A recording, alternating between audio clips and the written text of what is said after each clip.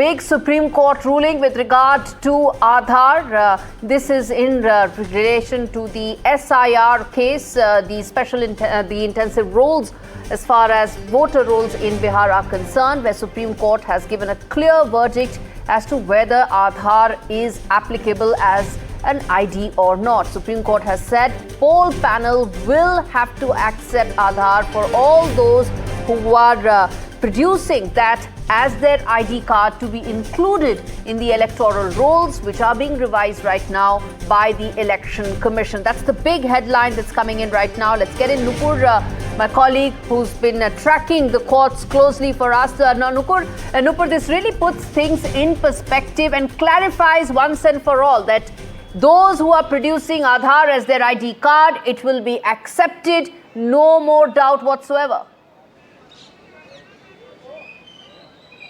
Well, yes, Gauri, this is in fact a big development as the Supreme Court has now finally come out with a clarification. Remember, we had in fact reported this in the after the last hearing that the Supreme Court has directed Election Commission of India to accept Aadhaar as a valid ID proof in the list of documents that it is accepting to enroll people in draft list. The Supreme Court was told today by the petitioners, political parties and ADR that ECI is not accepting Aadhaar as standalone document, but is also asking one of those 11 documents. The Supreme Court clarified that nothing doing. Anyone who comes forward with either of one of those 11 documents or with Aadhaar, the Election Commission of India will have to consider their case. The Supreme Court clarified that, of course, even on 11 of those documents, the officer will go and verify if those documents are legit or not. But it cannot be that the Election Commission of India does not admit Aadhaar. Second important development today in the Supreme Court with regard to SIR is that the Supreme Court has impleaded 12 political parties of Bihar. The Supreme Court expressed concern about lack of action by political parties who have in fact, some of them who have now in fact approached the Supreme Court against SIR, and also their MPs have approached against SIR. They said that what are they doing? What are their BLAs doing? Why are they not helping people on ground to reach out to the Election Commission of India to file their objections? This was in fact a critical remark by the Supreme Court against those 12 political parties.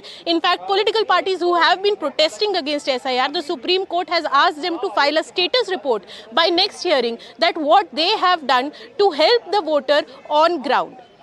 That's extremely significant that on 8th of September is when this next hearing will take place in the matter, and that is when political parties will also have to tell the Supreme Court as to what exactly did they do in terms of helping the people to ensure that they are part of helping and streamlining the entire process. Now, Nupur, what happens next? Now, what do we expect on the 8th of September? Because this is an extremely important development and an extremely important case. Walk us through what is it that we can expect that will take place on the 8th of September at the next hearing.